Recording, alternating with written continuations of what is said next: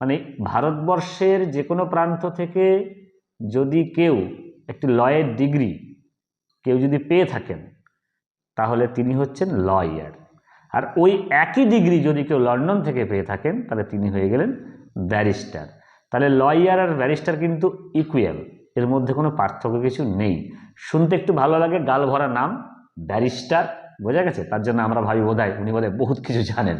কথাটা হচ্ছে আমাদের ভারতবর্ষে এরকম অনেক তাবড় তাবড় অ্যাডভোকেট আছেন যারা কিন্তু ব্যারিস্টার নন, মানে লন্ডন থেকে তারা কিন্তু ল পড়ে আসেননি।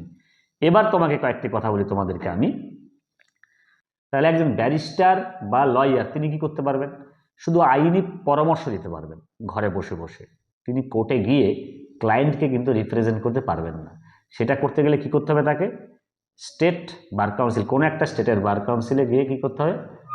এনরোলমেন্ট করাতে হবে, বোঝা গেছে? তারপর all India bar council exam যেটা হয় সেটা পাস করতে হবে। তারপর উনি হলেন advocate. And only advocate has the right two represent the client, বোঝা গেছে? তাহলে ব্যারিস্টার বোঝা গেল, লয়ার বোঝা গেল, অ্যাডভোকেট বোঝা গেল। এরপরে আসে সিনিয়র অ্যাডভোকেট।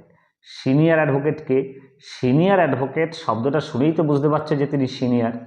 মোটামুটি আইনের দিক দিয়ে যিনি যথেষ্ট সমৃদ্ধশালী, বিদগ্ধ, পণ্ডিত, মোটামুটি 10 বছর পূর্ণ করেছেন, কোনো একটি কোর্টে প্র্যাকটিসে আছেন, তাকে তখন সম্মানীয়ভাবে একটি সার্টিফিকেট প্রদান করা হয়। সেটা কোথা থেকে দেওয়া হয়? হাইকোর্ট থেকে বা সুপ্রিম কোর্ট থেকে। তখন তিনি হন কি? Senior advocate. তার ইউনিফর্মের একটু পরিবর্তন থাকে, এটা কোর্টে গেলে মোটামুটি বুঝতে পারবে, বোঝা গেছে? এরপরে আসি অ্যাডভোকেট অন রেকর্ড। এই অ্যাডভোকেট অন রেকর্ড যারা, তারাই একমাত্র সুপ্রিম কোর্টে কেস ফাইল করতে পারেন, বাকিরা কিন্তু পারেন না। তাহলে অ্যাডভোকেট অন রেকর্ড হতে গেলে কি করতে হবে? তাকে 5 বছরের এক্সপিরিয়েন্স থাকতে হবে, এবং তার মধ্যে 1 বছর যিনি সুপ্রিম কোর্টে অলরেডি প্রায় 10 বছর প্র্যাকটিস করছেন, অ্যাডভোকেট অন রেকর্ড, তার আন্ডারে তো 1 বছর থাকতে হবে। তারপরে তিনি একটি পরীক্ষা দিতে পারবেন, সেই পরীক্ষাটির নাম হচ্ছে AOR exam, advocate on record exam. এই এক্সামে পাশ করলে উনি সুপ্রিম কোর্টে প্র্যাকটিস করার সুযোগ পাবেন। এরপরে আসে অ্যাডভোকেট জেনারেল। অ্যাডভোকেট জেনারেলকে, এই অ্যাডভোকেট জেনারেলকে কোনো একটি রাজ্যের রাজ্যপাল, গভর্নর, তিনি অ্যাপয়েন্ট করেন। তিনি কি করেন?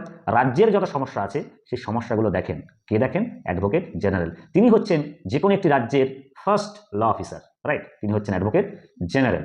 এরপরে আসছে অ্যাটর্নি জেনারেল।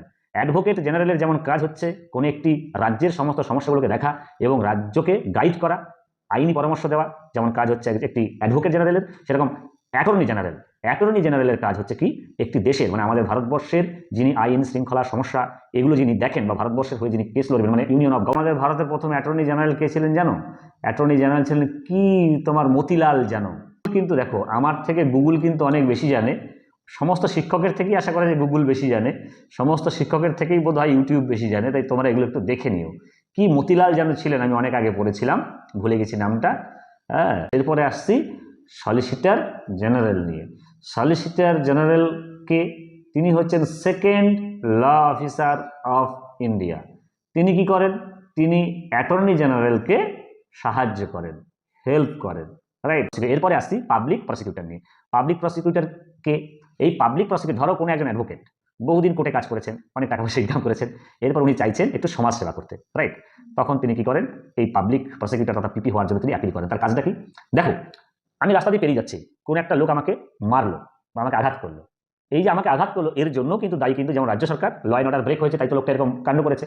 তখন আমি থানাতে কেস করব, কেস করার পরে তখন আমার কেসটা যিনি দেখবেন, রাইট, কারণ আমি বিচার চাইছি, সেটা হচ্ছে পিপি বা পাবলিক প্রসিকিউটর। কিরকম কিরকম তোমাকে বলে দিচ্ছি। দেখো, যখন থানাতে কেস হলো, যিনি আইও হবেন, ইনভেস্টিগেটিভ অফিসার, এই আইও সাহেব যে সিডিটি পাঠাবেন, সেই সিডিটি থাকবে মাত্র কার কার কাছে জানো? সেই সিডিটি থাকবে পুলিশের কাছে থাকবে, আর কার কাছে থাকবে?